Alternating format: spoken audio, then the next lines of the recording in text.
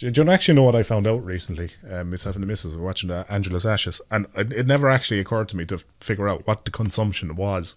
I just knew it was like this Irish thing that we should all be afraid of, like the immersion, you know.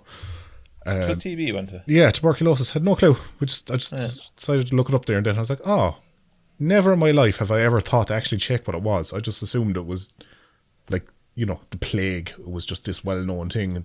It's just Irish colloquial misery. The consumption, you know, this the all-consuming thing that will almost certainly kill you. We have colloquial names for everything, though. Like everybody else was having a world war, and we were having a quote-unquote emergency. Yeah, some troubles. The emergency. That's what it's called. That's what the Second World War was called in Ireland. It was called the emergency. Or it might have been the first. It's the first or the Second World War. I actually now forget which one, but it was referred to in Ireland as the emergency. Everybody else was having a fucking world war, and we were having an emergency. Oh, sure, that's because we're so used to drama. You see, that's real typical Irish, all right. Like I know Americans that when they're over here and a fire alarm goes off, they get up and they go to leave and they look around and nobody else is moving. Everyone is just sitting there waiting for it to go off. And they're like, what are you doing? This means we have to go. And they're just like, nah, it'll be fine. Yeah. Be grand. Yeah. Be grand. It's like, turn off that cunt of a Yeah, I'm not moving until I see some smoke. Just the natural suspicion. It's just like, nah. I have a great one for you, actually. My fiance and I went on a trip to Comic-Con, as we often do, due in no small part to my absolute addiction to nerd culture. But we went to this hotel, and the fire alarm goes off in the middle of the night, and I didn't even get out of the bed. Everybody was lined up downstairs and outside, and I never even left the hotel. I said, sure, look, there's probably a false alarm. Becky comes back to the room like basically a half an hour later going, did you not even get out of the bed? And I was like, no, I knew it'd be a false alarm. And she was like, what are you going to do when it's not a false alarm? Sure, look, it's always a false alarm. Like, I can just imagine her bursting into the room in the middle of the night going, there was an armed gunman running through the building taking people out. You're like, sure, look, he's probably not even got any bullets. Tell him to be fuck grand. off. I have some sleeping to do. Sure, he probably won't even come in here. Like, there's a man here trying to get 40 wings, for fuck's sake. Yeah. Stop. I never even got out of the bed. I used to always be on the missing list as well in university. I stayed in student accommodation, and they would have test fire alarms. You were off someplace plugged in? Well, they would always... The only thing I was plugged into was the mattress, lad. And they insisted on having these fire alarm tests at like 9 a.m, which is the middle of the night, if you ask me. Might as well. And yeah. I would just refuse, point blank. And every single drill that they did, I would just refuse to go downstairs. I stayed in bed until one day they actually came up and into my room, especially, and escorted me downstairs to the line. Much to the chagrin of everybody else who was standing in the cold, because I was delaying the whole procedure. I just refused. No, I'd rather die in the fire if it's a real fire. I'm staying asleep. I love the idea that you still resisted. You're still dragging you, and you're like, fuck off. I'd love to make a film in the style of 28 Days Later, but in this film, rather than Cillian Murphy waking up in a hospital and the apocalypse is after happening, but it's Dara and he just wouldn't come out of the room as the world was falling to this virus, and he gets up then and he's like, what in the name of Jesus? It's just like, what's going on here at all? Yeah, he just wakes up because a bird landed on the window and he just wanted to shoo it away before he went back to sleep. 28 snoozes later. Yeah. He's just waking up because he's like, no one has come to nurse my horn, and I'm not terribly happy with this. So, what's going on? Oh, the world has fallen. If I didn't have a need for sustenance, like food and water, I'd probably never wake up. Just vegetate in the bed. I tell you, if you put me to bed and put me on a drip, I'd probably never wake up again. Sure, wouldn't that be grand too? Yeah, you'd all have a bit of peace and quiet. I know, lad. There's no such thing as long as you're drawing breath. Pain will find you. That's one thing that I've learned about life. But if you're in the land of Nod, it can't get you. Or sorry, no, it can get you in the land of Nod in your dreams. I could just imagine that scenario playing out where like Dara wakes up out of the bed, and in Dara fashion goes for a walk at like 2:00 in the morning, and he still doesn't notice that the world has ended. Only for me and you are not answering when he calls. No, lad, that's pretty common anyway. Ye not responding would not be a sign of anything other than a normal day. Yeah. How long would it take you for you to really realise? Do you know what? I don't think there's actually a number that you could put on that. Like, if I never heard from the Perry again, it wouldn't be unusual. Oh, God. That's a cold admission, lad. Well, it's not that, I'm off living the high life or anything like that. I'm probably just in the Fortress of Solitude feeling sorry for myself. It's not like I'm off in Vegas with a load of whores, so, don't worry, I wasn't under any illusion that the pair of you were living some high life when you don't answer the phone. It's just that the two of you are unsociable cunts. Oh yeah. No, just clarifying, there wasn't anything. There wouldn't be. There's no malice in it, like. No, there wouldn't be anything that I would choose in this world over the pair of years' company. So it's definitely not that. That's actually the nicest thing you've ever said. I'm actually. Oh no! I'm kind of wondering if he's been killed and we're talking to an AI. Well, no, you see, fairly good. As we're talking, I'm just loading the handgun and putting it into me gob. So just writing the letter in front of us. Yeah. I just said, fuck it. I'm gonna go out on a nice note. He's just tying it to the rafters as we speak. Yeah. Oh, hang on, but no, I can't. I have a dog. I can't. Fuck it anyway. Yeah, just before the chair gets kicked away, you're like, fuck it, the dog. Bastard dog. Always the dog. Jesus Christ almighty. Is there no fucking release? Well, on that lovely warming note, I will say hello everybody, welcome back to What's the Quack. I'm your host Ducky, and today I'm joined by Dara and PJ. This podcast is going to work as a great little follow-up or companion piece to the video that I've just dropped for ye, but hasn't dropped as we're recording this early. That's my intro done. That's my professionalism. I can drop that now. No need to stand on ceremony here. Yeah. Just need something to bookend the opening there. You know what I mean? I like a bit of structure. In and around my arse. There's very little structure left in and around your arse at this stage now, lad. Yeah, no, it's like a wizard sleeve at this stage, just taking an awful battering over the years. A wizard sleeve is still a kind of structure. Yeah. Your rectal integrity is more than compromised at this stage of the game. Yeah, like at this stage when I'm going to the toilet, I don't have to push, I just relax. I'm walking around in a constant state of tension just so I don't shit myself. But so I've got a rough outline to the podcast here for some interesting talking points. If we have now lull. This is a first. It's not a first. It's just the first time I've let you in on it.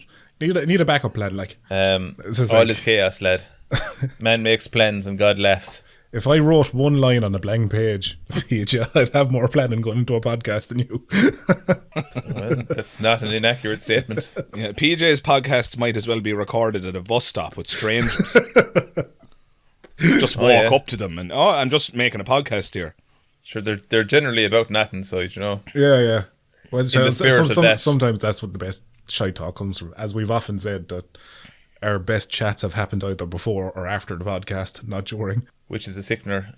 Well, we had one just there earlier on. What were we on about? Dara was scrolling TikTok and just gave up on life. Audibly over the microphone, you could hear the TikToks just whizzing by and him just go, "Oh, you fuck off."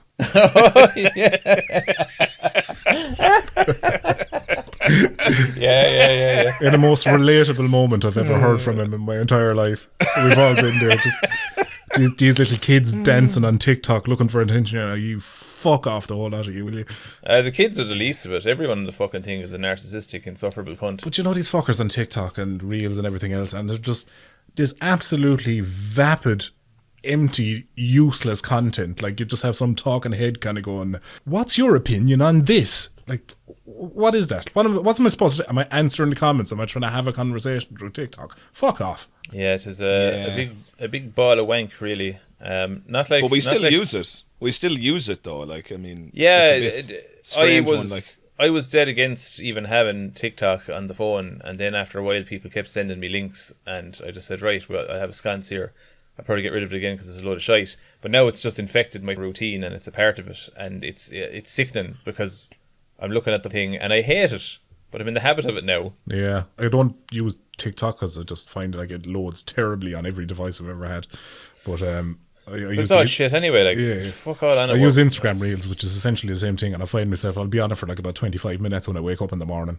And because it knows me so well, it's got my algorithm right, it knows what I actually enjoy watching. And then I'm just like, I've actually laid in bed for the last half an hour and I remember nothing of what I've watched. Like, it's just all just cheap dopamine fix that serves me in no way at all. Scantily dressed men, I would wager. Scantily? No, it's just straight up arseholes. You're looking right up the lens of it, as well. Oh, you're a fan of right-wing content, are you?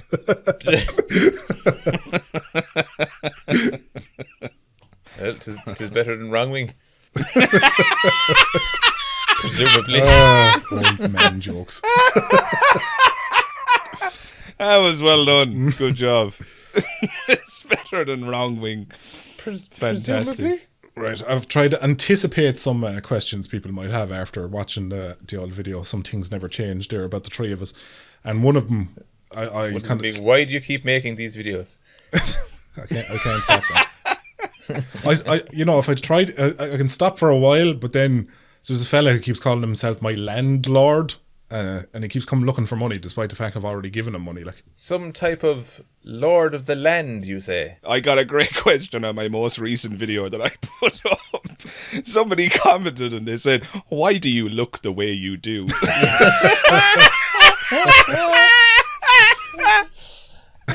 People are so funny.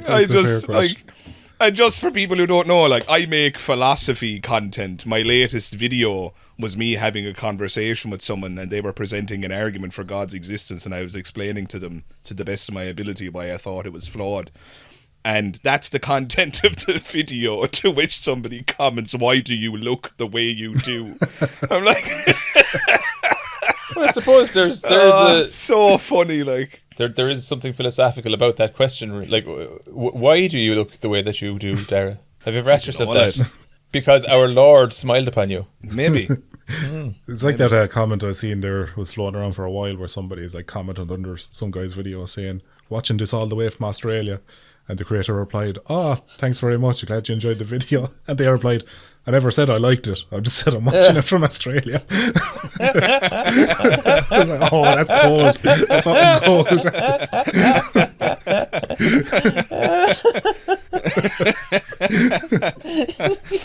Oh, fantastic. Or that infamous one that appeared on, I think, on was like a Logan Paul video back in the day.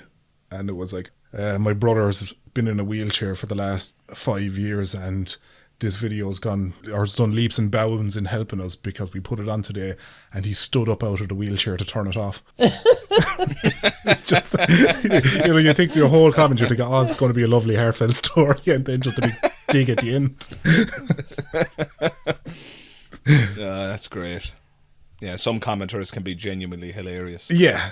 It could be funnier than the video they're watching. Presume if humor was indeed the intent of the video they were watching. Kind of sounded like he was suggesting that the comments on your videos, Ducky, are often funnier than your video. I think that's what he might have been suggesting. Well, listen. No, I never said that. I've never been under any illusions. The difference between me and the funny people in my comments is I actually made the video. I have no illusions. I'm far from the funniest fucker I know. But there's plenty of unfunny fuckers on YouTube and they make a killing at it. Yeah, exactly. So. Yeah. So I'm at an advantage of anything. Even if I'm just mildly funny, I'm fucking ahead of the curve. Yeah. Even if something was pure shite, you can kind of get endeared with it as well. You're like, this is the shite that I like watching. Are you trying to dig a hole for yourself? I'm not trying to do anything. I'm just saying, even if the content is shite, hint, hint, wink, wink. I wasn't talking about his content. I was talking about shit content in general. Jesus. No, it's okay if this thing that I've worked very hard on over the years, and to use that community to give my friends shout out to help them with their channel, isn't respected by said friends. That's fine. It's fine. I'm okay with it. I have thick skin. It's grand. I didn't say a word. Just PJ here with the fucking subtle tags and jabs. How in the name are they subtle fucking jabs when this is the fella that made? Yeah, it you're up? right. They're not subtle at all. Yeah, no. They're not subtle at all, actually. He does this full time. He doesn't have to work jobs. We do. But I still have feelings, lad. I still have feelings. What jab could I possibly be making at him that he's like, the proof is in the pudding. He's doing whatever he's doing. It's working. What? Just not for everyone. What jab could I make in the face of that? Well, I'm not going to be able to sleep tonight now. I don't know about you. Me and my 7 videos, like, for fuck's sake. Mother of God Almighty. Me and myself. Yeah, my opinion holds real clout here, and I am condemning the man that gets to do this full time. That'd be and I was sitting there earlier on there, and I was saying it to Connie there. I was like, "Brand, now get the 3 of us onto a podcast, because I don't think I've had the 3 of us on, and it's an extra opportunity to give the boys' channel a shout out then as well, so they might get a bit of extra numbers over to their side. So they'll get a nice little boost for it as well. So that'll be great." And then happy with yourself now, and PJ. then I arrived on fucking Ducky's celebrity roast here. I didn't do anything to be unhappy with myself. I didn't fucking say a thing.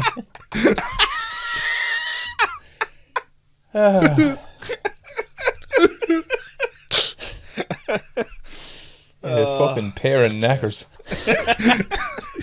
It'd be great if we all just had a falling out on the following podcast, following a video that I've talked about how we'll be great friends and things never change. Never speak again. Yeah, that's what this podcast will be titled. Never speak again. And that's the end of that. But speaking of that video, I had a few people ask me questions over on Patreon and stuff like that, and I've just kind of cherry picked a couple of the common ones that have been asked. And the most common one is why Dara stories have never been told. My opinion is, Dara, you didn't go on a whole lot of sessions with us back in the day. You weren't much of a drinking head like the rest of us.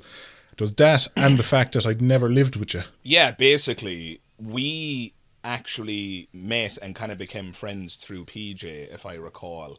You and PJ lived together, and then we went to school. We were like friendly enough in school anyway. At least we spoke in passing and that. We were more like acquaintances than friends in school, but we really hit it off after that. But yeah, the reason I'm not around for a lot of those stories is that I'm not a session head. Like, I'm not big into drinking and pubs and clubs and all that, and that's where most of your banter and chaos would ensue. So my stories with you are stories of sitting around in your house at 3 o'clock in the morning talking about science, philosophy and politics, which aren't, let's face it, the most exciting stories to tell and to infuse into your channel content. So I think that's the reason why I've kind of taken a back seat for most of your channel's history, basically. Yeah, because like I remember back in the day when PJ, when you were starting making videos and all that, and you had a few animations done at this stage.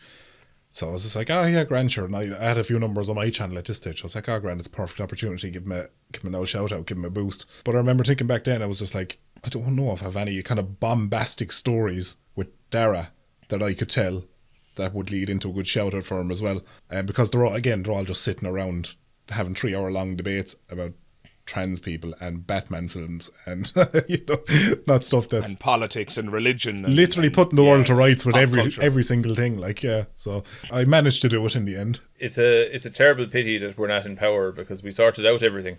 Yeah, but that's the thing. Yeah, that's the thing people don't see, the amount of actual problems in the world we solved. We had solutions to everything. We had it sorted. And the worst thing is we never wrote them down. Yeah, they won't let us at it, you see. Yeah. So what can we do? What would be the first law you'd bring in now if you were the president of a country, be it serious or comedy related? Oh Jesus, that's a good question. Now, probably, I'd probably legitimately do something like I would make the penalty for animal cruelty far, far worse. I'd be breaking legs and so on and so forth. And it's like, yeah, that's if you're caught now and you're being a cunt to a dog or something, we're breaking your legs, you fucking cunt. Says PJ, our resident non-vegan or vegetarian. Yeah, I admit to that. Yeah, fair enough. But At this point in time, just stay away from the dogs and leave cats alone as well, you bastards. Full steam ahead on the cruelty towards cows and pigs and sheep and every other fucking thing that creepeth upon the earth, as the Bible puts absolutely it. And we do need to sort that one out. Oh, God. See, this is how we end up in 3-hour debates, folks, because like somebody will say something and then of course I'll have to get philosophical and ethical on it, and then it depends on whether or not the lads are in the humour for an actual discussion, and then if they are in the humour for a discussion you can just forget about the next 3 hours. Jesus, Dara will have one. Is it humour or humour? I've always said humour, but is that like an Irish colloquialism? It's humour as far as I know anyway. Is it? Like when you're not in the mood, I'm not in the humour. I don't think there's a silent H anymore. So long as it's not tumour. I'm not in the tumour. Yeah, you're alright then. I'm not in the tumour for that, lad. Well, that's it. I'm going to have to start using that going forward because that's way better. I'm in no tumour for this shit. I'm in no tumour for this tumour. Yeah. Yeah. Just a doctor. I'm sorry to give you this news, and you're like, don't you fucking dare. I'm not in the tumour for it. It's like, actually, you are.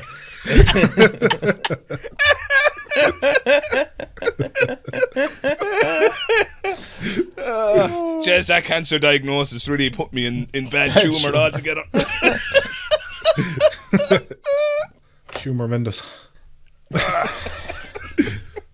Well, Dara, what's the one law you'd bring in?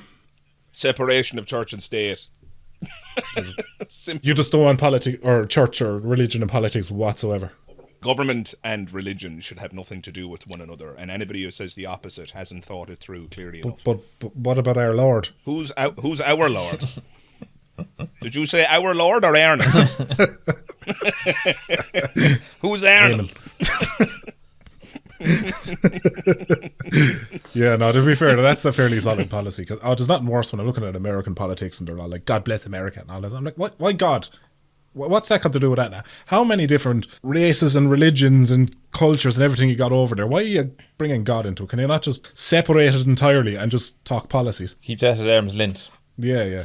I mean, it's just so easy to see why it's a bad idea to have the church in bed with the state, because all you need to ask the person who's championing the idea is to imagine that a religion that they're not a member of was doing the same thing in their country. And lo and behold, it becomes utterly transparent and easy to see why it's a terrible, terrible idea. You know, in a world where there are lots of different religions and nobody agrees, the best thing you can possibly do is to give preferential treatment to none of them. Or if you're going to allow something for one of them, you have to allow it for the other, and so on. The government just shouldn't be religious, because our societies are melting pots now because of globalization. And anyway, I'll say no more about it because I'm going to bore your listeners to tears. This kind of like demonstrates the point of the video. This kind of like demonstrates the point of the video, basically. Yeah. Well, mine's a lot more simpler. Reduce the price of a pint. But no, the thing I'd bring in straight away is I'd get rid of LGBT plus QIA, whatever else, and just make it gay. Just gay. You're either gay or a little bit gay, but it's just gay. All right. I'm a fan of specificity, so I don't agree with your policy. But it's just a clunky thing. They just come up with a better word. That doesn't roll off the tongue at all. But what about the price of a pint, lad? Look, I'm going to have more than one policy, right? But I'm just saying this is up there. Because remember, it was just LGBT, was it? Or was it even shorter than that? I can't even remember. I remember a time where it was just 3 or 4 letters and then they just kept adding to it. And it's gotten so many now that I don't even know how many there is. And it's not even like a political statement. I just think it's clunky verbiage or language or whatever else. And 780, lad. And I love simplicity. In summary, dear listener, Ducky struggles with acronyms. He's just going to rule out acronyms. Is there any other acronyms that are on the chopping block that you're in no tumour for? Yeah. Dara, whichever ones you would have a particular fondness, I think I'll bring them up first. This is exactly why you shouldn't be in power, because you're already being punitive and petty. Absolutely, yeah. No, I should absolutely be not given power. I would absolutely... So what's the point of getting into power unless you can be those things? I mean... You make a compelling point. But no, I just don't like, because lesbian means gay. Gay is gay, obviously. B, bisexual, little gay. T, trans, gay with set dressing. What's the Q? queer, that's gay. Plus, maths is gay. It's always been gay. Maths. Oh, Christ. How long have you been revising? Once again, lad, I paid $7.80 for a pint the other night. Something has to be done. $7.80 for a pint? Yeah. What kind of Ritz-Carlton were you drinking in at all? Fucking Crane Lane, I think. Yeah, $7.80 for a fucking pint. Pint of what? Poison. Was that Chardonnay, was it? Well, it fucking should have been for that money, but... Yeah, fucking... it wasn't Clonmel Chardonnay. That's the Crane Lane abroad in Bel Air, is it? Yeah. Well, the houses are cheaper over there. They actually have houses for sale over there. Yeah. It's less of a pipe dream to live there than it is here now. Yeah, I wish look, I'm so successful at YouTube and all that. That's the concept of the price of a pint is long lost in me now. Well, that, and you'd also have to leave the house. Pub probably had a name that looked like an acronym and he just didn't realise it was a pub. Oh, there was BDSM in Cork. Maybe that, you were in that before. Maybe that's what's rattling. Big dick, small mouth. Yeah. He'd have no time for that now. He's not a fan of acronyms, you know. He was set upon by a group of acronyms and molested. You all know I have a fervent history of hating stupid names of things. Remember Scush? Oh, Scotch. Yeah. For those who don't know listening, there's a shoe shop here in Ireland called Shoe, but it's spelled in the UK as well. Is it in the UK as well? Yeah, probably UK based as well. But it's spelled like Scush. The bastards. So anytime anybody asked me where I was when I was in there, I was on Blow Scush. Or there was another place in the town where we lived called En Paris. It was like a French clothes shop, whatever. But I was also say Blown in you Paris. Trying to say anything in you trying to say anything in a French accent is hilarious. Bonjour. Yeah. Je m'appelle Ducky. Yeah. That's what I mean. Self and Connie, where we were abroad in France, when we were at like Disneyland, we went into Paris and all that, and like anytime anybody ever said bonjour to me when I walked into a shop, I was like, bonjour. I remember Hef used to say croissant. No, croissant. He might just walk in the door eating a croissant, and next thing you'd be go, what the fuck is that, lad? Oh, it's a croissant. And you'd be just staring it away. It's like, so what? A croissant. You'd be like, a croissant is it? Like, yeah, fuck off. You just walk away. My older brother, or a duvet. Duvet. Yeah. Or a gourmet food, gourmet. Gourmet food. That's gourmet, is it? A pan of chocolate. I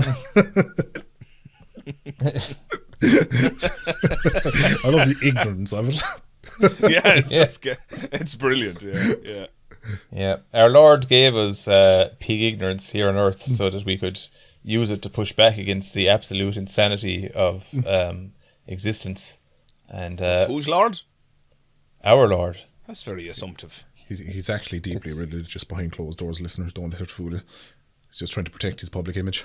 That's how we all bonded originally. I don't have a public image. This is how we all bonded originally, was through our mutual devotion to our Lord. We actually met in mass, yeah. We were all of us altar boys. We were all molested by the same priest. It's a great bonding time for all three of us. Is that the Arnold you're referring to? Oh god. Father Arnold Murphy. I still remember the smell of his eau de toilette. But to be fair though, the price of a pint is kind of getting out of... I think we're all just gone so desensitised by it that we're not in uproar. Well, the NCT are after upping the fucking cost of that as well, the dirty bastards. Are they? 60 quid to do a test now, and to do a fucking retest it's 40. Bastards failed the Corolla. No way. They've made a powerful enemy. They failed the Corolla?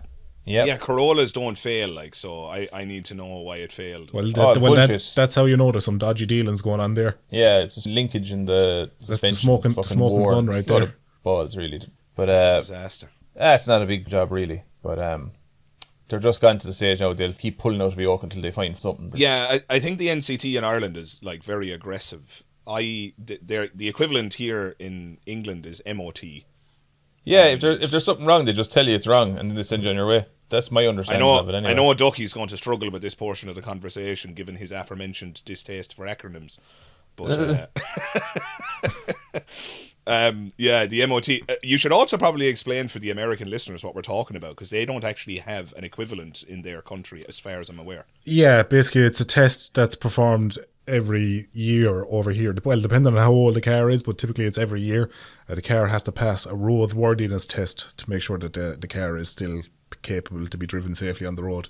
So there's no kind of huge faults with it, even though they will actually fail you for stuff that wouldn't necessarily make you a huge risk on the road. Yeah, it's basically a fucking money racket. Like, it's just, any excuse. It's not a money racket. It's not. No, it's actually a very good idea. It's just that it would seem, at least in Ireland, they've gotten a bit too opportunistic. Like lots of things, as soon as there's money exchange in hands, there's people who are incentivized to act the bollocks. But let's face it, I mean, I would be surprised if I got pushback on anybody from this. It's actually a very good idea. I'm sure some of the American listeners here will be able to testify to the fact that they've purchased cars that were just completely unworthy of the road, and accidents can ensue as a consequence of that sort of thing.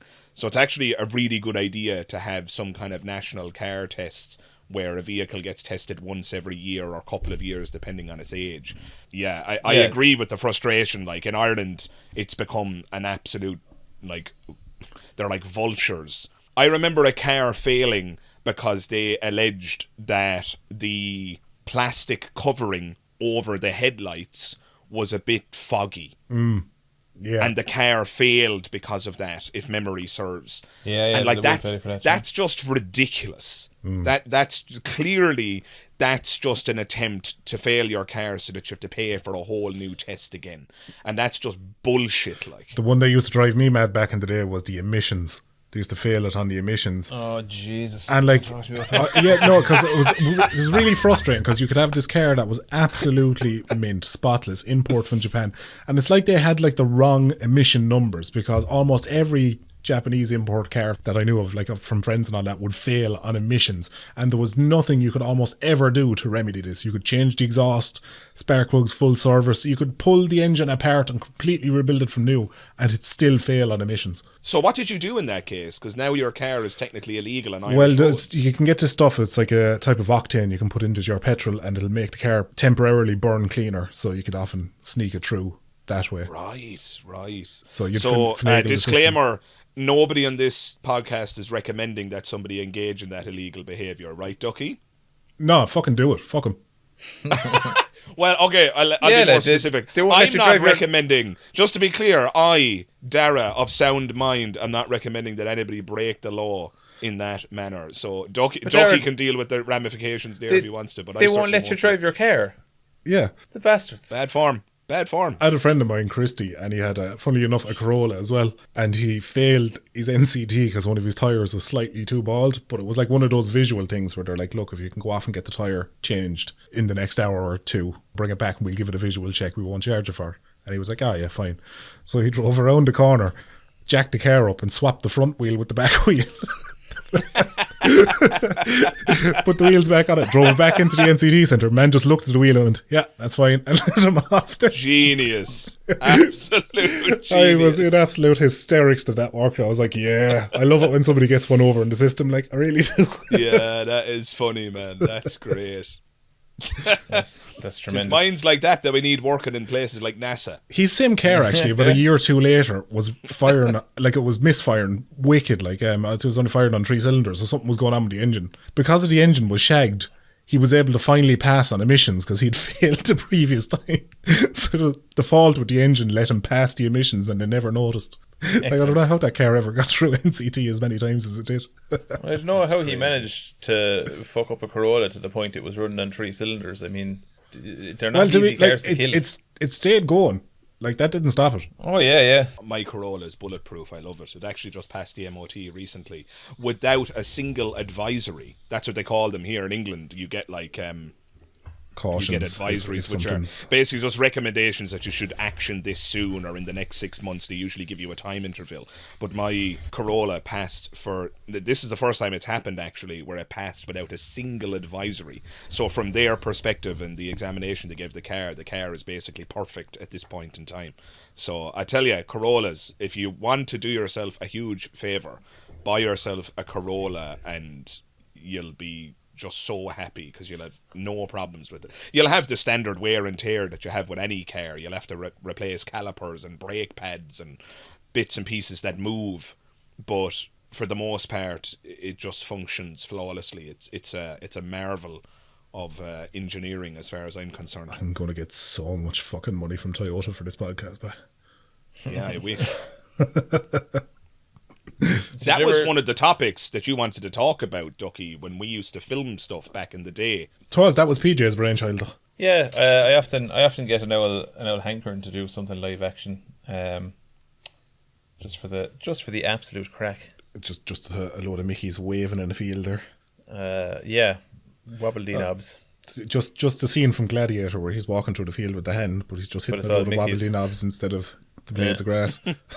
With AI, you could probably just do that now and artificially generated. You could have the exact scene it wouldn't from work. Gladiator. It wouldn't work because then I get copyright strike, because you need the music, you know, the hi-yo, hi-yo, oh, oh my god. It's like the song is actually playing.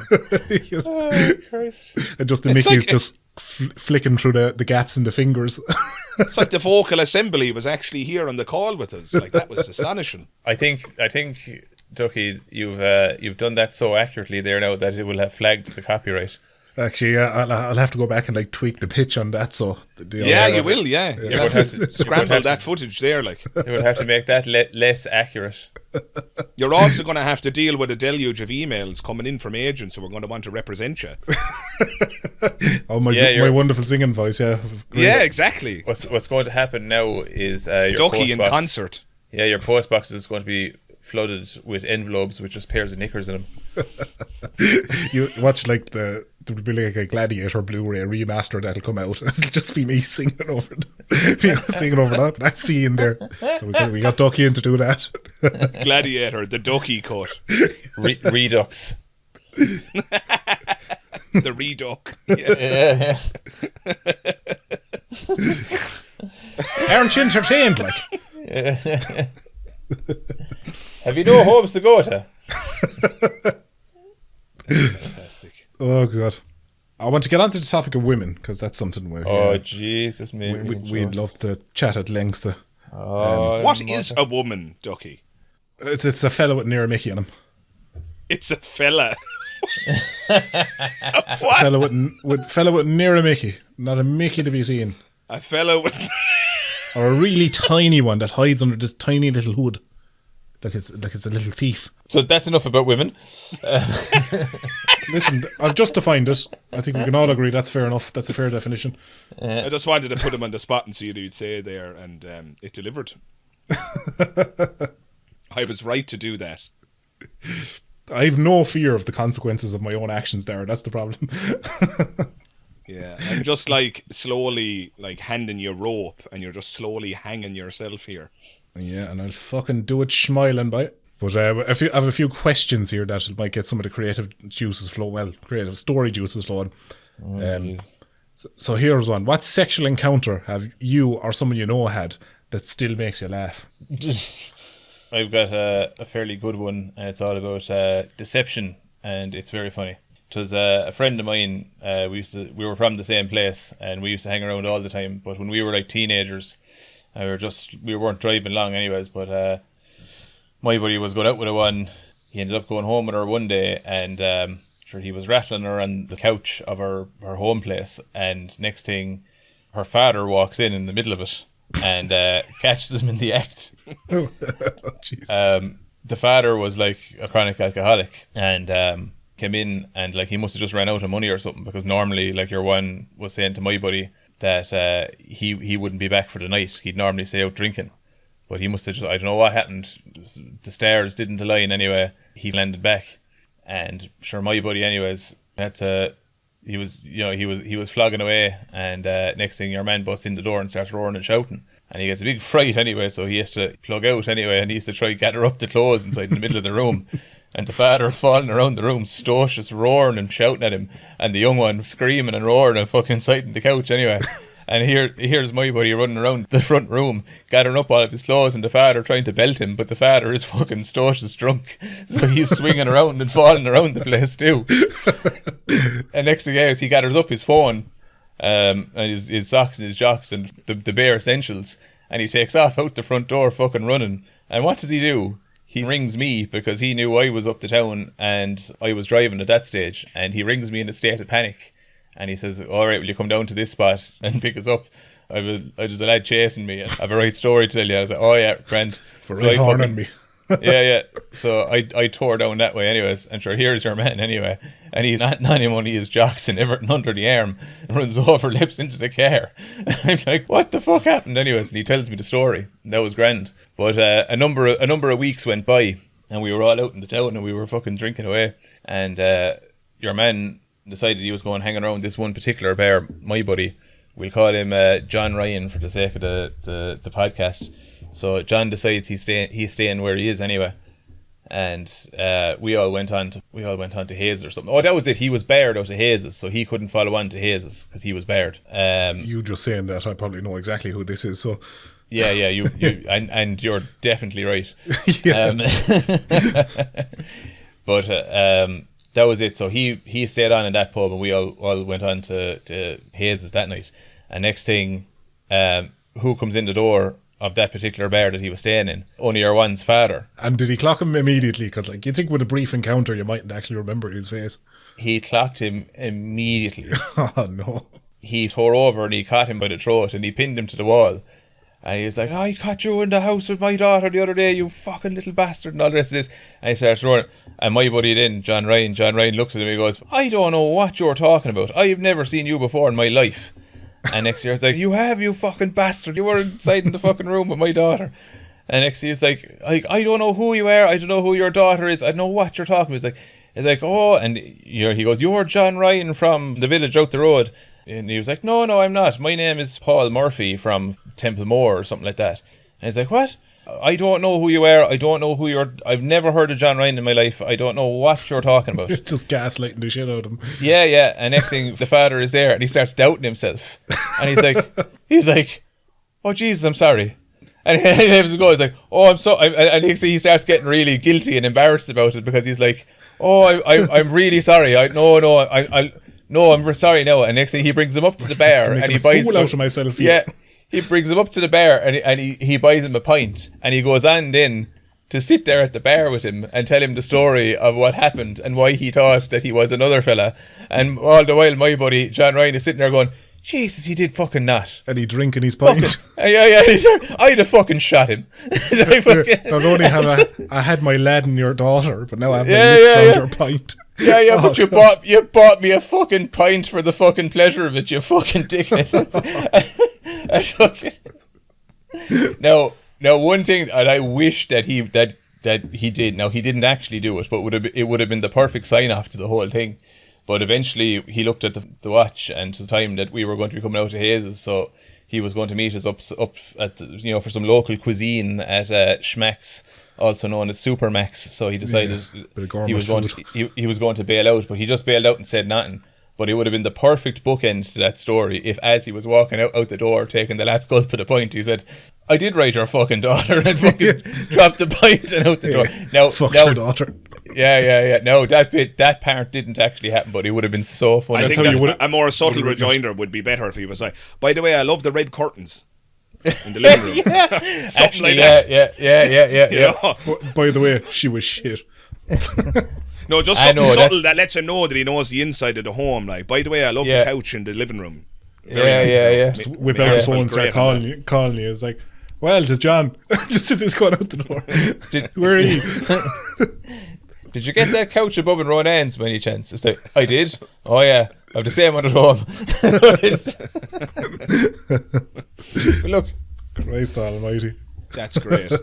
That's absolutely fantastic. There was another buddy of mine, and he used to always have a saying, and my other buddy John Ryan, he kind of embodied that saying, but it was lie until you believe it yourself. And that's what fucking happened. It's like a more sadistic way of manifesting your destiny, really, isn't it? Yeah. Yeah, mutual friend a mutual friend of ours, PJ, I'm not so sure how well Ducky knows him, but that was always his advice. He would always say, if you tell nobody, you can't get caught. And like, you know, never underestimate the power of pure deniability. Like, just say, no, it wasn't me. I don't know who you're talking about. It wasn't me. No, I didn't say that. But we have you here on film saying it. We have a recording. You don't. You just couldn't. That can't be. It must be fake. Fake news. That is a very handsome man, but it is not this very handsome man, let me tell you. That song from the late 90s, early 90s by Shaggy, It Wasn't Me. Yeah. It wasn't me. It was all about a fella, and he's caught red-handed, square in the moment, dead to rights, no way out of it. And his whole defence is, it wasn't me. It wasn't me. Yeah. It wasn't me, didn't do it. Yeah. Just pure gaslighting the shite out of her. Well, when you're in a corner, you do have to resort to such tactics, just a blatant denial of reality. It's a denial so ridiculous that they have to reconsider their position because it's so ludicrous. Yeah. You're so vehement in the rejection of the evidence that they're starting to question base reality. They're like, what? You've baffled them with bullshit. You're so adamant that... Yeah, there's no way anybody could possibly deny this. They're so badly caught. In your zeal to twist the fabric of reality. Yeah. This is basically the Donald Trump approach.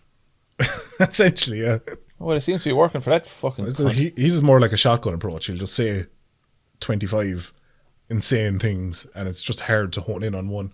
Yeah, he might be about to sink this place if he screws all the Pharma boys. Yeah, that's quite a possibility. Yeah, well, we're goosed then by the amount of people I know that have like seriously hefty mortgages out, and it's all in the back of their Pharma jobs. They're fucking goosed. Yeah, because they're not going to get another job that pays as well as Pharma does in order to keep that mortgage afloat.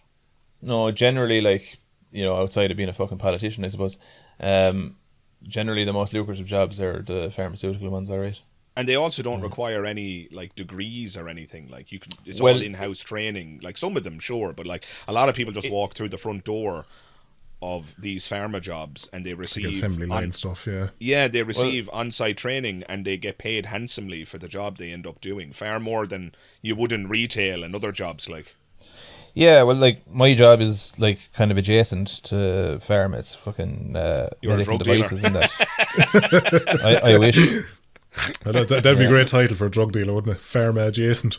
Yeah. Yeah. Pharma adjacent, yeah. But call up me pharmacist there. Yeah, like those kinds of jobs, they tend to like there's people that have went on, have just come in on base level in the job I'm in and went on to become engineers and stuff with all the in-house. Like they'll send you for degrees and all that jazz. So you can do very well to go in without a degree on like an operator level, and you can climb a ladder if you're so inclined to do so, if you undergo all the training and jump through the hoops and are diligent. Trump is about to pull consistent. the plug on all of that, isn't he? He certainly is. But well, he basically wants the American pharma companies to return home to the States so that Americans can enjoy the fruits of those jobs. And in order to do so, he'll just release or just introduce a massive tariff, making it basically economically impossible for those pharma companies to continue to function in Ireland. And if and when he does that, I think PJ is absolutely spot on. The whole of Ireland, I dare say, will go down to Swania.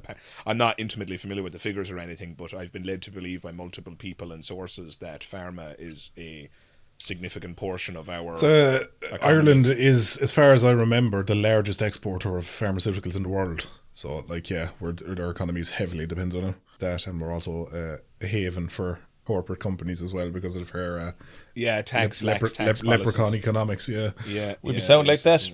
We're just sound. That's it. Yeah, that's how you'd frame it. We're just sound over here, like. Yeah, sure. We're just fierce, nice bunch of lads all together. Yeah, sure. Just set up your headquarters there in Dublin. We look after you. We'll magic a house out of nowhere. You know what's funny? Like Amazon has been like based out of Ireland for ages, and they've only recently launched an Irish Amazon webpage. Jeez, it mightn't be long for this world. Amazon, Asquelge, Fogro O'Hale. I was telling Connie the other day, actually, for the listeners' context there, Dara has a huge collection. If you go over to his channel, you'll often see peeks of it in the background of his videos, but he has this huge collection of collectibles, movie memorabilia, posters, pop figurines, all this kind of stuff signed by the actors of films and everything else. 40-year-old virgin. The actors of films, no less. Yeah, big flaming geek. I'm it an would be the word. absolute flaming geek. The flamingest of all the geeks. But the thing is, Connie's also a big flaming geek, so when she found out about this, she immediately wanted to see it. So I got Dara to send me on an old video tour of his room, and she was just gushing over it and all that. And I was like, look, I'll set you up in a video call so he can like talk you through all his collectibles and all that, and because she'll have a million questions because she's a woman and she loves to talk. And if you stuck around till the post-credit scene in that video, you will have noticed that I took out my Mickey. Well, but that's what I was saying to her about the video call as well. I was like, listen, you need to keep your clothes on in this call. I know what Dara's like. I know how magnetic he is. I know the instinct that kicks in when you see his face. But you just got to fight it and keep your clothes on. Because this will make things incredibly awkward if he just joins the voice call and you're just there, not a nip on you. Like. But what I was saying to her, I was just saying... That's normal now. That's normal enough, hey. That's normal enough now. It's normal now. It's normal now. There's something happening in my trousers, Sergeant. Going out into the hall there. Go on away now. That's normal enough. Scum away, scum away. Scum away. But I was saying to her anyway about how you did a spot-on impression of those old Irish tests, like leaving certain junior Tape sorts. test, yeah. Fogra ahead. Leganiska keshtan a screwed, Bob, yeah. Oh, stop. That's etched into your memory by... Yeah,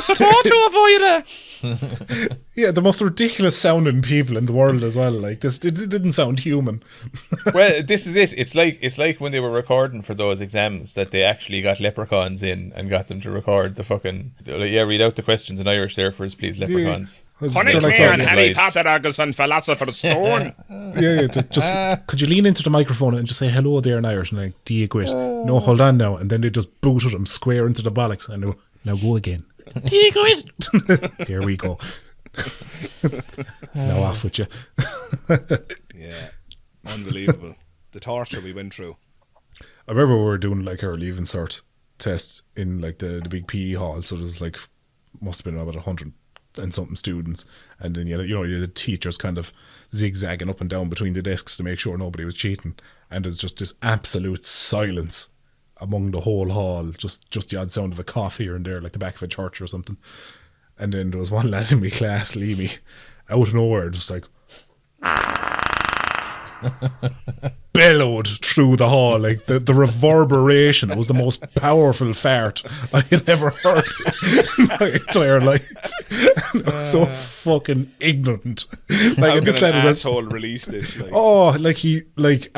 what's funny about him was he was one of the shyest people you could have talked to in school, but he'd always fart as loud as he could. It was just this weird contrast in his personality. And I imagine he's this big like rugby player, big tall, well built lad, like, so he could put some absolute PSI behind the pressure he pushed. I'm surprised he didn't send his chair flying clean across the PE hall, take out some teacher with legs. Blow out his sphincter. Yeah, but it was just a ridiculous sound bouncing around the silent PE hall. Do you ever see those videos of the lads standing beside like either truck or tractor tires and they blow up and they just get blown across the way? Oh my God! Yeah. Crazy. Some of them even get killed. Yeah, with like the fucking sheer pressure of it. You're talking something like that. So those videos you see of, do you ever see like mechanics and they hide like an airbag under a fella's chair and they set it off and they send them like launching into the ceiling? That sounds incredibly dangerous, but also incredibly. Oh, like when you're watching the video, like they've absolutely folded his spine. He's never going to walk again. Like, but just a launch they get out of him. Like, fucking hell. Another story of random funny encounters. Peter, you'll remember this. There was a night out in Cork, and there was a one. No, I don't remember it. Don't remember it. No, all right, we'll leave it there. So. Yeah, nothing interesting happens in Tipperary either, to be fair. All Ireland champions, bye. Yeah, fuck. Oh, God, that whole... Ball! Ball, yeah. Hit the ball. Ball! Want to be in county. Yeah.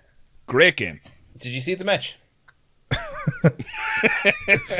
Well, I was arguing with an old lad the other day about this, and I was just like, But like when you become the best of the best hurling player, right? You're like, you literally couldn't be higher in the league. And he's like, yeah. I was like, and you're not getting paid.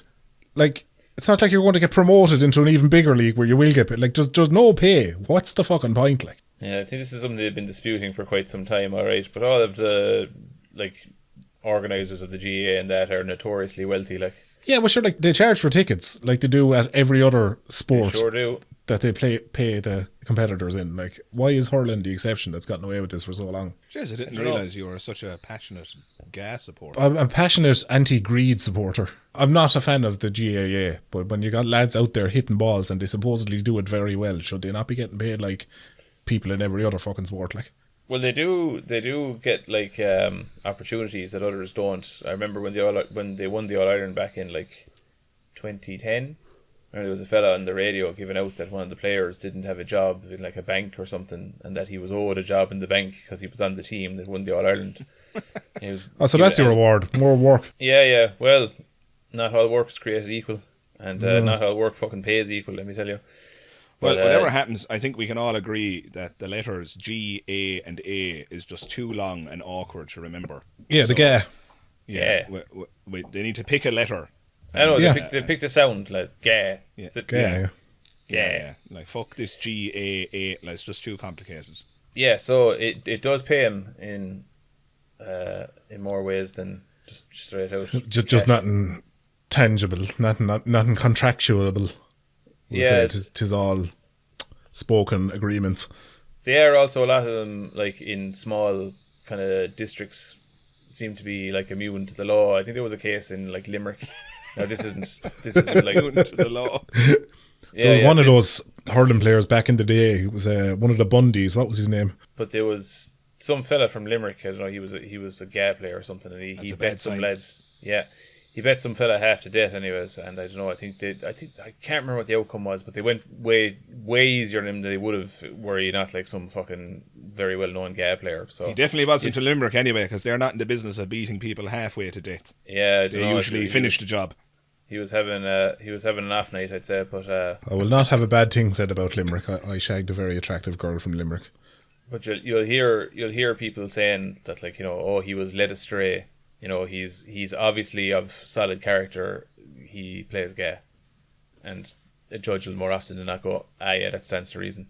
Yeah, you see that abroad in the States. There was the thing there a few years back. It was this fella who was in a good college, and that was the excuse given of why he should have gotten away with basically taking a girl without her consent, so to speak, one night, because the parents and the lawyers and all that pleaded with the judge. Well, he's in a good school and he's otherwise well behaved, and he more or less got a slap on the wrist for it. Like, He's otherwise well behaved. Jesus Christ! I know it's ridiculous, except for that one fucking horrific thing that he did. Yeah, that normal people don't do, but he did it. But he's got to be, you know, I'm sure he's good under it all. He did kill Madness. 26 people, but we're chalking that down to one incident. It was the same outburst. So, you know, Yeah, aside from that, a lapse in from that, judgment. Yeah, But you know, he went to Harvard. yeah, he was well behaved aside from that. So, you know, Yeah, He does his homework. He's never late submitting his essays. no, he's a great full forward. he does hitting balls well, so he does. Or a corner forward, or whatever is the Or match terminology. a full whack back, Yeah, or a front and centre, all them positions. that's it, yeah. I know nothing about what you're speaking about now. Like, you might as well be speaking. If you do want to treat yourselves, We don't people know listening, what we're talking about either. Yeah, no, we haven't a clue. But if you do want to treat yourselves, anybody listening, or even just two boys here in the call, if you listen to old GAA commentary where they could swear, it's the funniest thing ever. Oh yeah, what's your man's name? Hey, Mikey with the ball, and he's actually fucking up that hole. He's after ruining it again. Fuck's sake. The commentator going fucking mental. It's been broadcasted over the whole field, like children never listening. Are you talking about your man F and Eddie? There might be a bit of him, but like there's a few clips that have popped up every now and again because it's part of my algorithm because I just find them so hilarious. But it was just these pure culty Irish commentators, and he's stripping the back off of the players for fucking something up.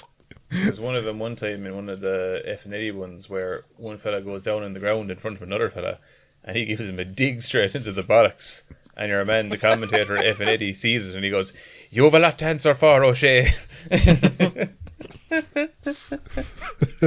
After fucking digging your man into the bollocks, like, fuck's sake. Right, we shall move it on to Quack Me Up Corner, and then we can wrap this up then with some Q&A questions I've gotten on Patreon and my channel supporters there at the very end. Right, yeah, so I'll roll the jingle now. Quack, quack, quack, quack, quack me up. Quack, quack, quack, quack, quack me up. Get your ducks in order. It's time for Quack Me Up Corner.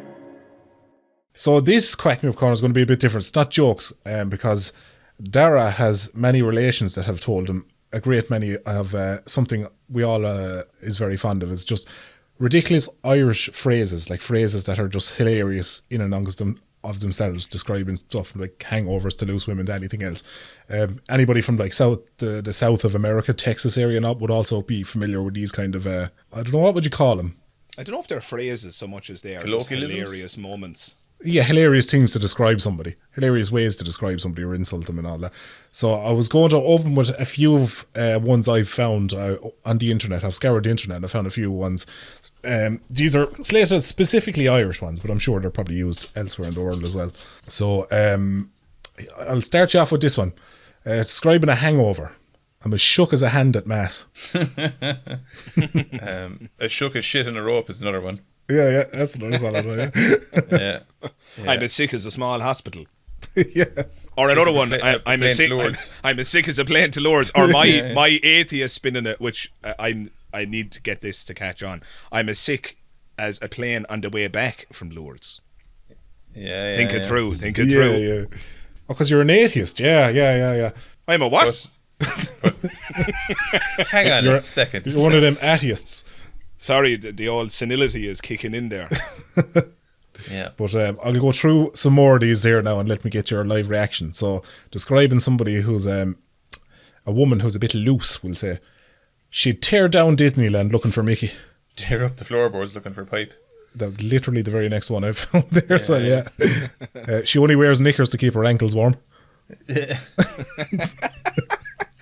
That's great. Was it, she's been up and down more pipe than Super Mario.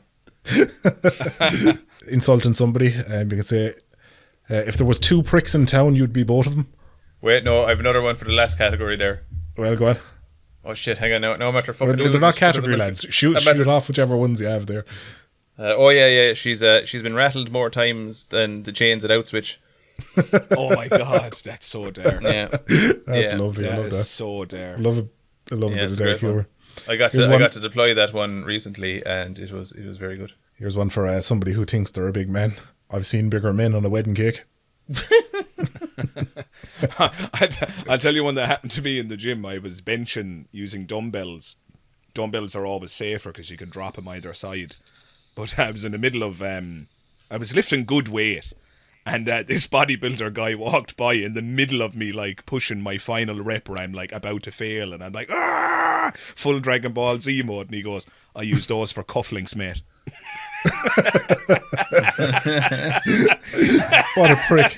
And then, of course, I burst out laughing. I dropped him straight onto the floor. Like, are you fucking kidding me? I use those for cufflinks. And this guy was built like a brick shithouse. Like, fuck me. He may as well have just rubbed the end of his Mickey off the tip of your nose. No, not rub, like a little slap of it, like a little, like, Yeah. little belt. Yeah, blacken your eye with the little tap you'd give it. Yeah. Send you flying across the gym with the little tap. Oh, shit. Fuck yeah. Like an anime character flying into a building. Like, Going home having to explain the black eye. and it literally the bruise perfectly shaped like the head of a lad. Yeah. A big man hit me with his Mickey. And now I don't feel like a man anymore. I've two more in my list here now. See what you make of them. I think I've told this one to you before. She's so skinny, one eye adore. And the last one, which is one of my personal favourites that I've discovered online, is he's so cheap he turn off the cooker when he's turning his rashers. Yeah, that reminds me of one that one of my uncles came out with, where I was told this story by my brother because he was witness to it, where my brother was at my uncle's house, our uncle's house, and I have to put a name in. Let's just say he's Michael. Michael shouts up the stairs to the girlfriend, "Hey, put on your coat." And she shouts down, she says, "Oh, why, Michael? Are we going out?" And he said, "No, I'm turning off the heating." I just love the ignorance. And that exact same uncle, when the landlord called around for the rent, knocked on the door, says, "I'm here for the rent." This uncle Michael responds and he goes, "Come in and I'll help you look for it." I'll give you a hand. I'll give you a hand looking for it. So funny. Well, there was one really funny one you told me in the past year. Yeah. With I was playing poker. Unlucky one. Yeah, there was another relation of mine I was playing poker with one night. There was a full table of us, but this particular relation of mine, he was having a very, very bad night. Just kept getting hands that were more like feet than hands, you know. Kept getting 7-2 offsuit and just really, really bad. Having a really bad go of it, yeah. Having a really, really bad go of it. And he's like on his last few chips and there's just no way he's going to win. Like, and sure enough, he goes all in with his few remaining chips and he gets defeated. And he goes, "Jesus Christ, I'm fierce and lucky. If I fell into a bucket of tits, I'd come out sucking me thumb." Fucking love that. That's so good. I actually found one today that's like the counter to that. That got a little chuckle out of me as well. It was like, that lad's so lucky if he jumped out a window he'd go up. Yeah. It does feel that way sometimes. Some fucking bastards, alright, yeah. Yeah, some lads actually drop their toast and the butter side lands upward. Like, what's that about? It's never happened to me. I can assure you. Right, we shall move on to the Q&A. So these are some questions asked by my Patreons and some channel supporters that got in early there for the early access of the video. So I've got 4 of them here. So this one is from Leland, who says, "With Dara moving to England, would you ever make the venture to go visit him?" Yeah, I was talking to you about this before, that myself and Connie would always love to go to a Comic-Con over there, like a proper full-on like London Comic-Con, and pop in for an old visit for a few nights there with yourself. Yeah, so absolutely, tis in the cards, tis made a mental note of. Next one is from Noel. Says, "Has there been any incidents that almost made you not be friends with each other?" I don't think so, no. I think like the biggest incident that would make us not be friends with each other is if Dara never called. This is a strictly professional relationship. There's no friendship here. It's all business. It's all business, yeah. This is all for show. And it's not terribly lucrative. No.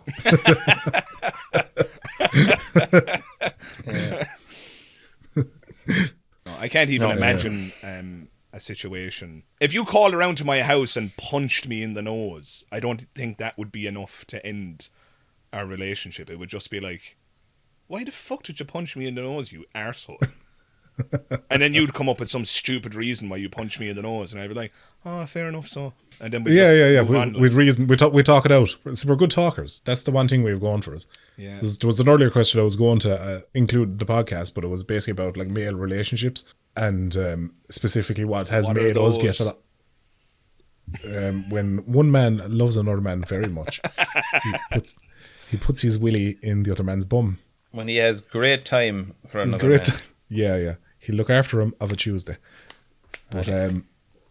But no, I was just saying, like, the one thing, despite our kinds of, we'd always have debates, chats, and we don't always come to the same opinion on everything, but we'd always respect each other's opinion on it. Like, it comes from a place of logic, and we can understand the reasoning behind the other person's argument. And I think that's kind of what has kept us all together for so long.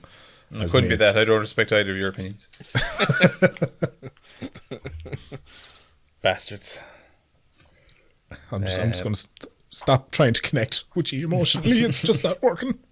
Yeah, we arrive at different conclusions every now and then. Yeah, but there's a lot of respect between each other's opinions, and like, you know, we can understand how they got to that opinion even if we don't agree with it. Yeah.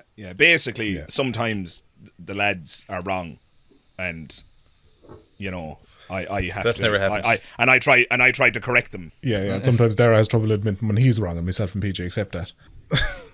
I was only wrong once, and it turned out I was wrong about it. It's like a Chuck Norris joke, really. Isn't it? So when Chuck Norris left his house for college, he put his hand on his father's shoulder and said, "You're the man of the house now." Yeah. Next one is from Alan. Says, question for PJ: what's the funniest joke ever told the boys, or you ever told the boys? Oh jeez, I don't know. You'd have to. I'd say answer that's probably asking something very specific. But is there any funny joke that you ever said to the boys that killed a lot of people that comes to mind? Fuck yeah. Well, that one, yeah. But that There's one a night. Story. There's at least one a night.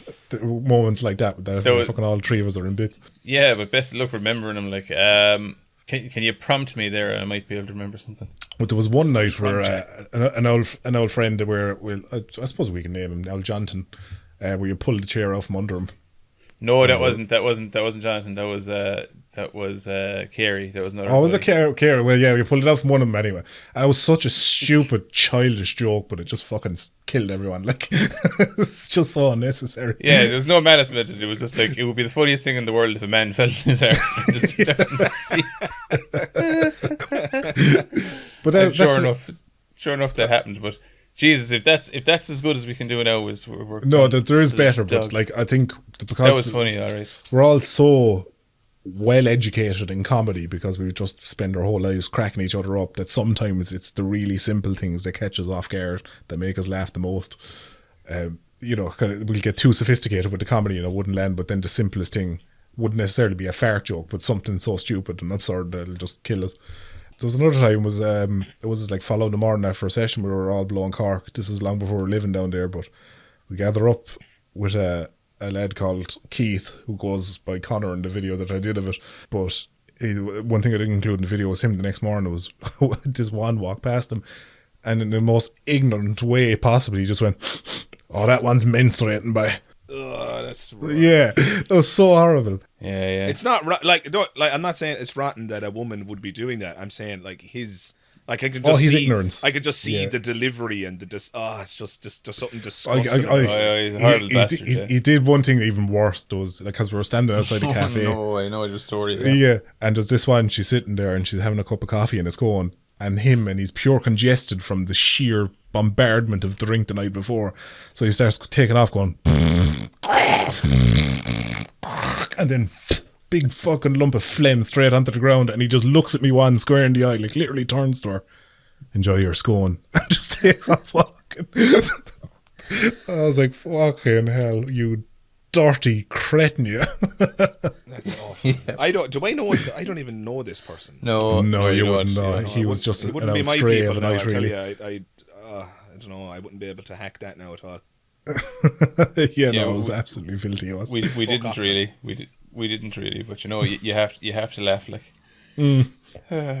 Especially when you're hungover, everything is just funnier anyway. I don't know if it's your body just craving dopamine, so it will find, it's looking for a release just to cheer you up a bit. Yeah, you're in a fairly fragile state, so it's kind of like you can kind of touch a nerve fairly easily, and you just go. Right, and the last question is from Oren. Says, question for all the Three Stooges. What age do you see yourselves making content till? Is there a cut-off point, or am I going to be listening to a 65-year-old Ducky ranting about Sharon's at the bingo table? I don't think about it. What about you? I'll be making content till I'm dead. It's just a way of life for me now. I love it. I love writing scripts. I love editing. I love thinking about philosophy and the arguments for God's existence. I just live, breathe, and eat it. If I wasn't video editing and doing the whole YouTube thing, I'd still be doing all of that other stuff anyway.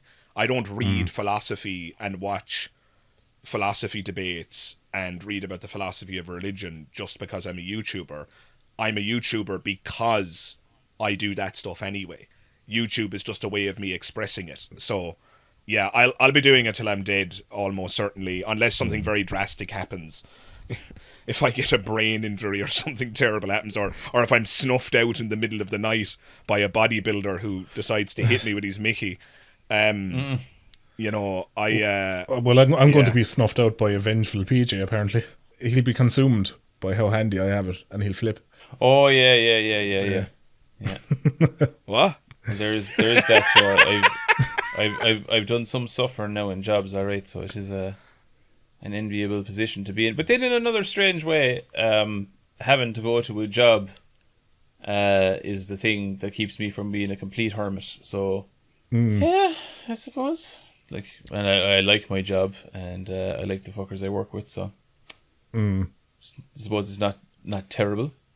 Well, it is terrible, but it could be worse. Well, I assume you're still probably going to tip away at the videos, though, as time goes on anyway. Well, I'm etching away at one there now at the moment, but I keep making, as I said earlier on, I keep making fucking more of the bastard thing. It started out as a very simple idea and expanded into a much more time-consuming, complex one, as it always fucking does. It's just on that for me to answer that. That's something that I enjoy making videos. I just don't enjoy making long ones, and that's something I'm kind of starting to correct. Just for you listening, you might notice now my videos following this last one that I've published with Dara in it. My videos are going to be a lot shorter going forward, just because it's very difficult to keep up the enthusiasm for it. Like, an idea gets very stale when you've been working on it for a few weeks and you just want to move on to something new and better and faster. So my videos are going to be getting shorter, but I don't intend on ever stopping for as long as there's a platform that I can do it on. But my content might change or evolve over time as my interests and stuff change over time. But I think I just enjoy making videos, and I'm comfortable doing this now. So I don't know. I think I'll always make content. It may not always be this content. That's about the only promise I could make. Shrinkflation, lad. That's what this is. Shrinkflation. Yeah. There'll be a bit of shrinkflation on old Ducky channel there. You're getting less, but I want the same and more in return. Yeah, well, I just missed the days where I could bang out a video in a week. And I know that's still not possible now, considering all the backgrounds and all the extra assets and everything that go into them nowadays compared to when I first started. But the workload has just gotten ridiculous, where it's getting to the point where I'm starting to get paralysed by it, where like less work is being done because of the sheer amount of work that I have in front of me is actually making me not move as quickly. Yeah, it definitely is daunting when I stare down the barrel of a new video. It's definitely very threatening, from script writing to completion, like filming, editing, even on the work in the aftermath of uploading, where like I do a lot of work on researching the title and the tags and description, all that kind of stuff. Like, I do a lot of work on the post end. So yeah, it can be very daunting staring down the barrel of it. I totally get that feeling. It's yeah, I mean, I don't want to imply that I'm just some kind of strange human who just enjoys all of it all the time. I definitely have those moments where I'm like, oh fuck, I have to edit a new video now. Yeah, well, you do anything for long enough, it'll, the novelty of it will wear off, and eventually, it is work. Work goes into these things so you can do what you love. But yeah, there's days there where you'd sit there and you'd put in 8 hours of solid editing, and you're like, I've done 400 words of a 3,000 word script, and you're just like, wow, I've barely made a feckin' dent in it. But again, I'm always apprehensive about whinging about it too much, though, because I'm just like, just people working 9 to 5 jobs listening to customers fucking whinging at their face, and like, let's be fair, that's way worse than what I'm doing. Yeah, well, it's elected. 100%. It's elected suffering. It's the type of suffering, you have to do some bit of suffering. It's just life. So, yeah, so it's like, there's me whinging that I get to sit here and listen to podcasts and audiobooks and Spotify all day long while I sit at my warm room in my comfy seat at my computer, while there's some poor bastard there in a coal mine or hooching bricks up onto a trailer. Woe is me. So I'm painfully aware of that. I'm in a very privileged position, but yeah, there's some in that box, in those brackets of what I do, there's very daunting work. But it's very insignificant when you take a step back and look at the broader world. Aye. Well, we might all be going back to it if fucking AI has its way. Yeah, we've had this discussion before. I'm not convinced that's going to happen, given the noises that are happening. I don't know if you saw just recently, YouTube just dealt a decisive blow against it. They've done a purge where they've just basically deleted all of the AI channels that their bots can find.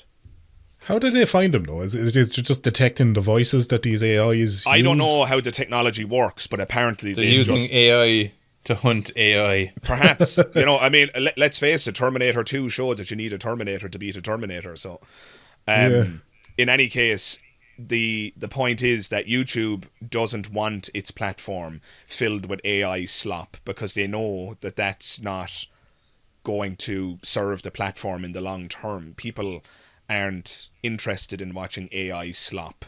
Yeah, no, it's like they're like the videos you skip over straight away that somehow end up in your algorithm. Certainly on Instagram, it's still very much a big problem. I don't know, it's probably the same with TikTok, where you're going through and it's just non-stop faking AI voices coming at you, and you're like, I've never once watched one of these the whole way through. Feck off. I don't want to hear a Reddit story read out by an AI. Yeah, and obviously the person who has the concern PJ does they'll respond by saying, oh yeah, but the AI will eventually get good enough that it won't be so-called slop. It will be the equivalent of watching a Ducky video or a Magic Skeptic video or what have you.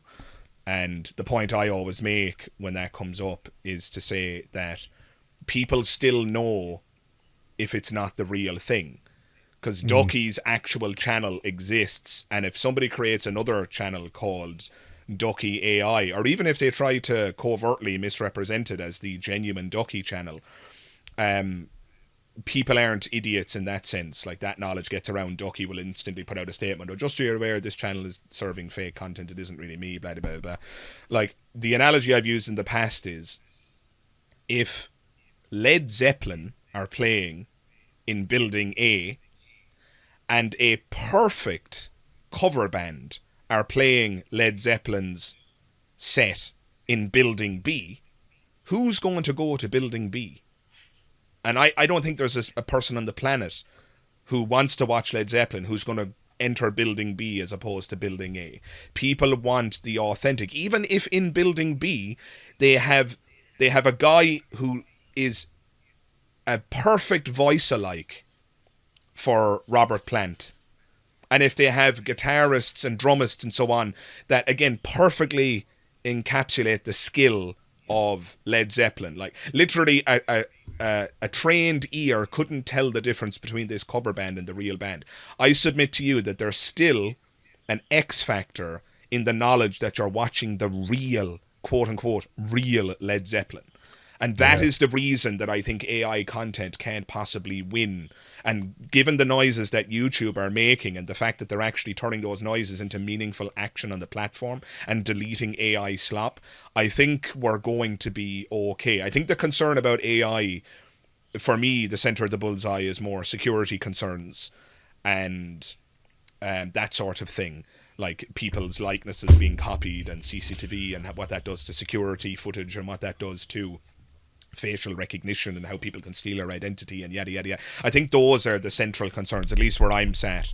Those are the things I'm more worried about. I'm not worried about the future of my channel as a consequence of AI personally, but look, those are my thoughts. No, I think you're spot on. I think people will always crave a human connection when it comes to definitely specific types of content and all that stuff that's not necessarily personality driven and all that might have something, it might be at certain risks of it, or like facts channels like that. I Space agree Facts with or something like that. That I agree with. Yeah, there's certainly a certain cause for concern there. All right, but I think tutorial content and stuff like exactly that. Yeah. Sure. Like nowadays, I use GPT for like random questions that I might have throughout the day. I don't look up the sources or anything like that. I'll just ask that. Like, so, there is a use for it there when it comes to just purely finding facts, and even then it doesn't always get it right, but I think that's the kind of place it'll fall into. But certainly like anything personality driven, be it creative, artistic, all that, will always be kind of the real article will always be seeked out by the audience. Yeah, I mean that's my feeling, but I'm fully willing to accept that I could be wrong about that. Like, because what I'm diagnosing here is almost like a psychological reality. Like, it is my my intuition tells me that, like when I give you that Led Zeppelin A-B choice, my guess is, my intuition tells me that most people, I can't say all, I suppose, but I suspect that most people would want to go into Building A to watch the quote-unquote real Led Zeppelin. But I suppose then the counterpoint to that, and I know it's a little bit different considering like there's a reason for it, but we'll say like I was in Salou recently with my family, and there was selling knockoff Formula 1 t-shirts there for like a tenner, and I bought one. Yeah. And it was like, the Aston Martin Fernando Alonso one because I'm not paying 120 quid for a fucking jersey. Sure. You know, that's my thing. Now, that could be a similar kind of thing where it's like I got the knockoff thing really cheaply and it's almost identical to the actual thing. You know, could AI kind of do a similar thing there? Yeah, I think the notable disanalogy is that we're talking about YouTube here, where both the AI video and the quote-unquote real video are identical, but they might be identical, but they're also identical in price, which is to say they're both fucking free. So go back to that watch analogy, right? You can buy, was it a watch you said? It was a jersey, yeah. So like also a jersey, t-shirt. sorry. All right, so a jersey, a t-shirt. Right, now let's imagine that the real jersey is next to the one you bought and it's the same price. Are you going to buy the fake one now? No, certainly not. No. Exactly. Yeah, exactly. But that's what I mean. Yeah, that's the intuition I'm articulating. There's a monetary thing there. Yeah. Yeah, but like if you make one cost something and the other one is free, then yeah, that's going to potentially cause a problem. And I'm fully agreed there that could be an issue, and AI could definitely exacerbate people who are serving content that costs money if AI is able to duplicate artists it. are ones that are very vocal about this as well. Like, especially since AI is basically using vast amounts of artists' work from across the internet to train on, and then people can go rather than paying a character artist, 50 quid or whatever it is for a character, I'll just get an AI to knock one up for me there. That's another of the central concerns. So I think the biggest concern is security. I think the next concern, you just hit the nail on the head, it's job security. Right, so people's jobs are going to go the way of the dodo as a consequence of AI. But it's worth remembering that this is something that humanity has struggled with all throughout its existence. The Luddites were attacking farming equipment back in the day. Sure. Like the Industrial Revolution, they were giving out about like machinery being brought into factories. The Luddites. It's the Luddite movement. Yeah, they were attacking. They were attacking machinery. They were actually attacking it and trying to sabotage it because that machinery was taking away jobs from humans. But what did we do? We adapted.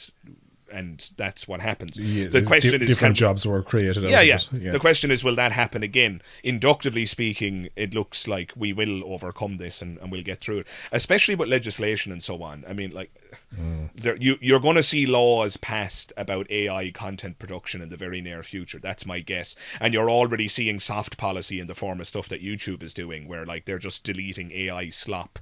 They're just not interested in people producing channels that are composed entirely of AI. Although it is weird, because am I correct in saying, Ducky, that YouTube is a subsidiary of Google? Yeah, so the main company over the whole lot is Alphabet, and they're under Alphabet is Google and YouTube. Well, because it's weird because they're talking out both sides of their mouth, right? So on one hand, they're doing an AI purge on YouTube, but on Google, every time now, I don't know if you've noticed this recently, when you search for something on Google now, it serves you the AI answer before it gives you any websites. Yeah, that's the Google Gemini integration that they're using. They're pushing it on phones and stuff like that as well. Yeah, and that's a huge problem, because what you've just done there, if somebody gets their answer from the AI slop that they're fed, then they don't click into any actual articles, so people aren't getting their ad revenue because we're not clicking into their websites anymore. And it's not even an if, because I'm doing it. When I Google something, a question randomly like that, and I'll take the AI answer if it seems right to me. I'm just like, all right, fair enough. I won't click on anything else. Before that, I used to type in Reddit after every question. Just to go on Reddit to find somebody who's actually asked a question and an expert who's actually answered it, or somebody who knows their stuff. But now it's just, I just get served the AI answer. Like, that's costing people who are running their websites millions collectively. I mean, maybe there's somebody out there making millions from their website, sure enough, but like collectively, like hundreds of millions of ad revenue is being lost each and every day as a consequence of that AI integration, because people are using AI to get their answers, like, and you can't turn it off. It's just there. It's just there, and it serves that answer to you first. And people are not going to turn it off because convenience will always win out.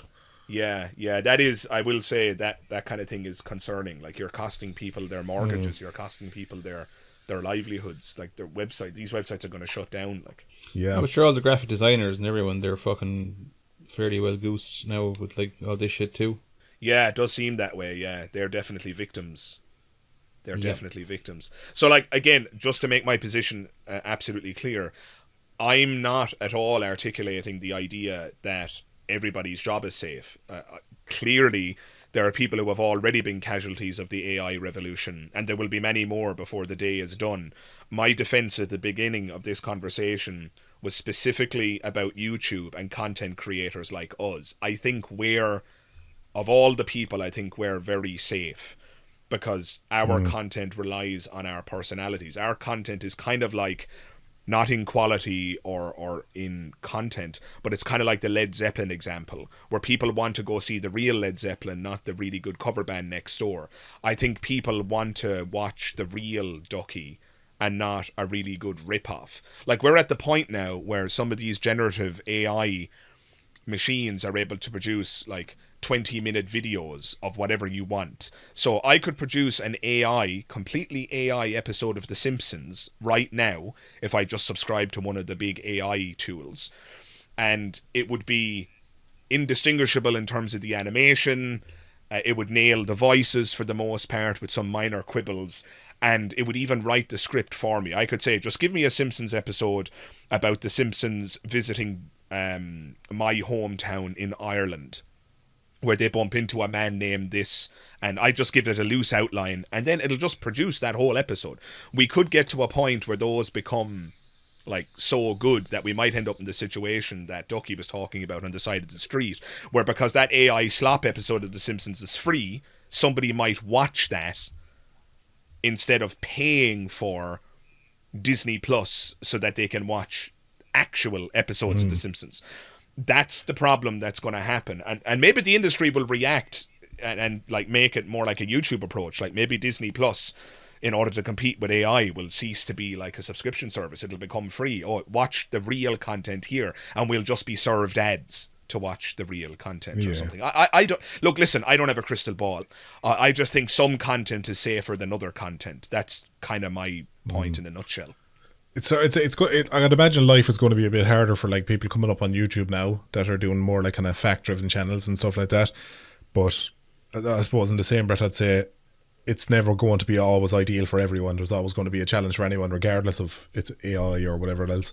Like back when I started YouTube, the big craze around then 8 or 9 years ago was gameplay channels, let's plays, all that kind of stuff, and the market was just so saturated with them that, you know, genuinely good let's players and all that simply just couldn't compete because of the sheer numbers. So, but there'll always be a challenge when you're up and coming in that. But yeah, no, as far as predicting where it'll go, that's anybody's guess. It's hard to say. Like you said, unless it does probably need to be legislated, or it probably, you know, I can predict or can at least see it getting out of hand in one way or another. Oh, that's coming. Like legislation will come. There'll have to be legislation because of some of the just obvious pitfalls of it. You know, if we end up in a society where there's too high a level of unemployment, that's a society that'll be on the brink of collapse and riots and chaos. So there would have to be legislative moves made. When we're talking about security, like AI can now completely copy somebody's face and you can put them in a porno or you can have them star in your film. Like, this is what one of the most recent Hollywood strikes was all about, and they had to pass like an agreement with the unions that meant that you can't take somebody's likeness without their permission and without paying for it and that sort of thing. I can see stuff like that being rolled out at a broader scale, because I mean, maybe I'm mistaken, but hold on there, I just need to quietly delete a folder called Dara there. I could be mistaken, but I'm not aware. Like, do I have any legal recourse if somebody takes my likeness right now and puts it in a YouTube video and has me saying things that I've never said? Like, can I actually... If you can afford to enforce it, then yeah, I'm sure. Is there actual legal doctrine for that now? I don't know. I don't. Yeah, see, it's going to be one of those things where it needs to happen in a court and a ruling needs to be made on it for there to be precedent set. Yeah. But it might be that, but that's going to happen if it hasn't happened already. But I suppose it's going to be country by country though as well, isn't it? Yeah, but like, it's really, I don't know. Like, I see. I saw somebody I'm friends with on Facebook. Every time they upload a picture of themselves with their young baby, they always have a black bar over the baby's face. And I was like, what the hell is that about?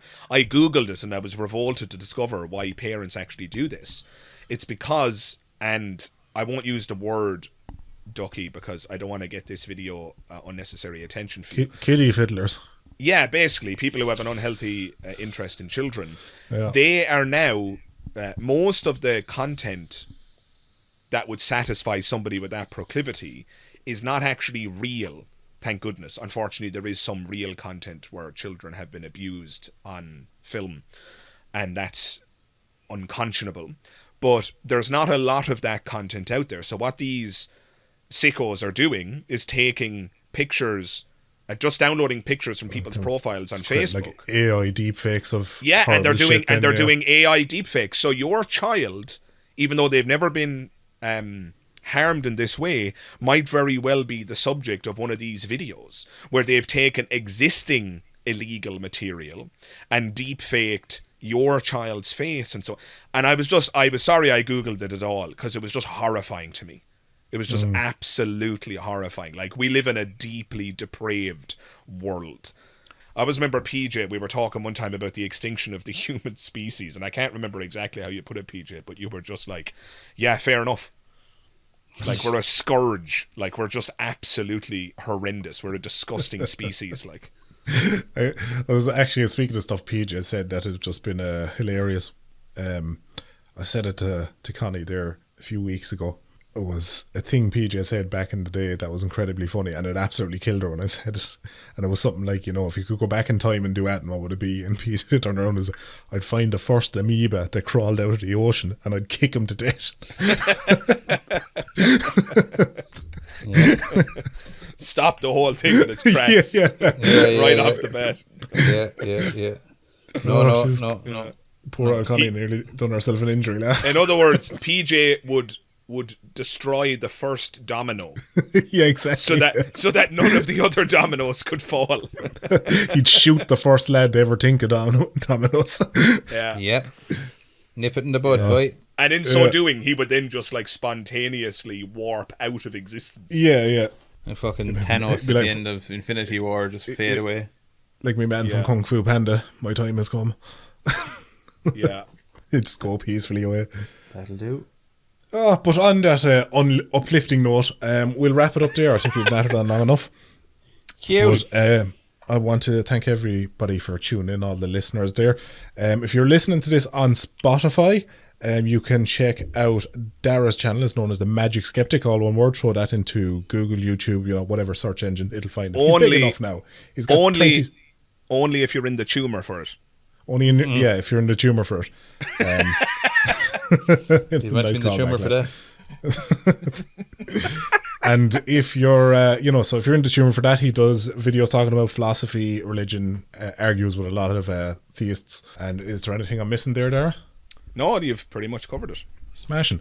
And if you want to check out PJ's channel, you can find him by searching Just the Tip with 2 P's into YouTube there. He makes animated story videos that are actually incredibly good, insultingly good, annoyingly good. He just doesn't upload often enough, but you can check him out by doing that. And if you're listening to this on YouTube, you can ignore all of that and just click on the links in the description. But anyway, lads, thanks for tuning in and joining me on this podcast. It's going to be a giant pain in the dick to edit because of the fucking length of it. But I appreciate you coming along. You've always struggled with the length of it, lad. It's been your cross to carry. Well, that's probably why I have the hole I have now. I haven't had a fart that's made a noise in about 10 years, lads. It's like the rim of a pint glass. Blow into it like an old vase. Just one of those. Yeah. Do you know those people who used to like sit outside old cowboy saloons? They're blowing into the big old booze jars. That's the noise it'll make.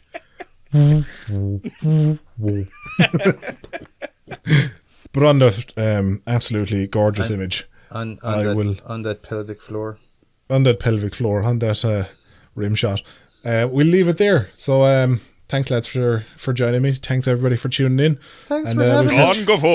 Slangavol, and we'll catch you in the next one. Fair schnackte. Fair schnackte.